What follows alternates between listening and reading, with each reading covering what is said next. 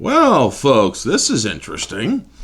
James Gunn surprisingly ditches Jimmy Olsen race swapping trend.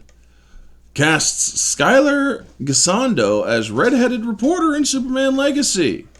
So, that's interesting because we all know how Hollywood is very anti-redhead. How they are very wanting to basically replace all redheads with people of color of any other race except for the white-skinned, red-haired character that the character has been for decades on end. And so let's get into this report. This comes from Bounding Into Comics. Shout out to you boys. Spencer, I do believe, is the author of this one, so shout out to you, Spencer.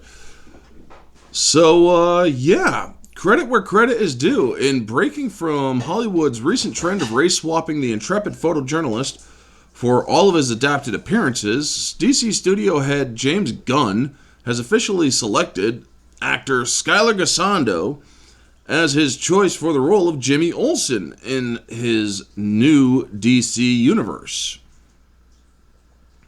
Known for such roles as Eric Bemis in Santa Clarita Diet and the rebellious Gideon Gemstone in The Righteous Gemstones, Gisondo will make his first appearance as the bow-tied redhead in Gunn's upcoming Superman Legacy, wherein he'll star opposite David Cornsweet's Superman, Rachel Brosnahan's Lois Lane, and Nicholas Holt's Lex Luthor.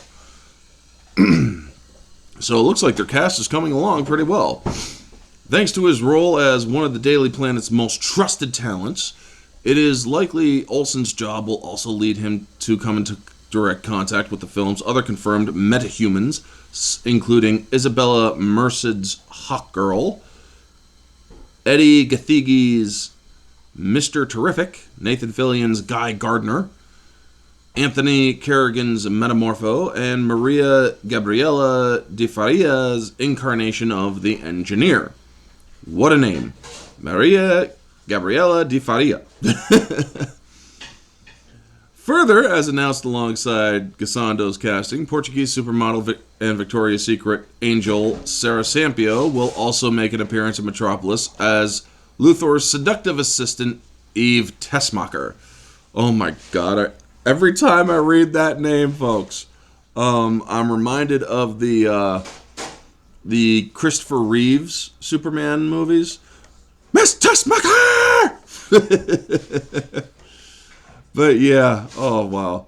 So, as suggested above, Gisondo's casting as Superman's pal comes as genuine surprise given the recent attempts by DC to establish Black Jimmy Olsen as a significant institution. This push began in earnest in 2015's beginning with Supergirl, from CW Supergirl, actually CBS Supergirl, and wherein Mortal Kombat actor Makad Brooks portrays a version of Olsen who is not only black, but also exists as the Arrowverse version of Metropolis-based superhero Guardian. Next, in 2022, DC again race-swapped Olsen for their animated Batman and Superman Battle of the Super Sons, with Dragon Ball superhero voice actor Zeno Robinson being tapped to bring the version to life. Then came 2023 Adult Swim's My Adventure with Superman, which, upon its premiere, revealed to the world that Olsen had once again fallen victim to the entertainment industry's obsession with identity politics, this incarnation voiced by Ishmael Sahid.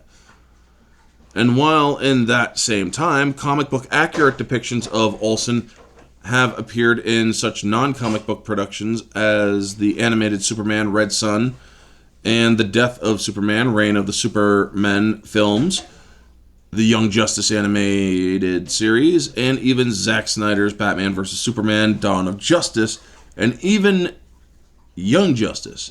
His roles therein are extremely limited in the case of the Snyderverse version, ends in his outright death. Combined with the heavy marketing push DC gave to the above trio of race-swapped Olsens, it's not hard to see that the classic redhead version of the classic character was now but surely being nudged toward the recesses of history. At current, Gunn's Superman Legacy is set to land in theaters July 11th, 2025. Now, folks, yes, this is not racist to say.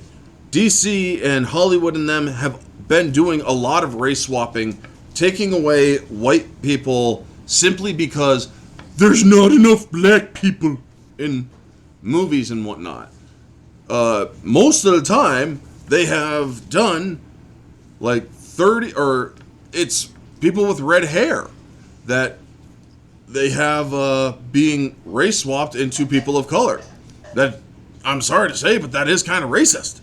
I mean, you're saying we need more inclusivity, yet you are excluding a race to do so. That's not proper. Now, if you're doing it on the basis of merit and not simply saying we need a person for diversity, there's no problem with that. I had no problem with Nick Fury and Idris Elba and them, because that wasn't the reason why they wanted that or those characters for those roles. It wasn't because they were black. It's just because they were they were a good fit for the role. But yeah, this move is surprising by James Gunn, considering he is a Hollywood shill. However, this is not going to get me to watch his movie.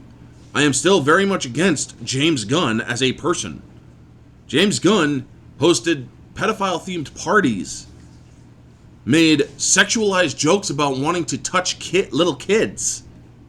That's kind of disgusting, folks.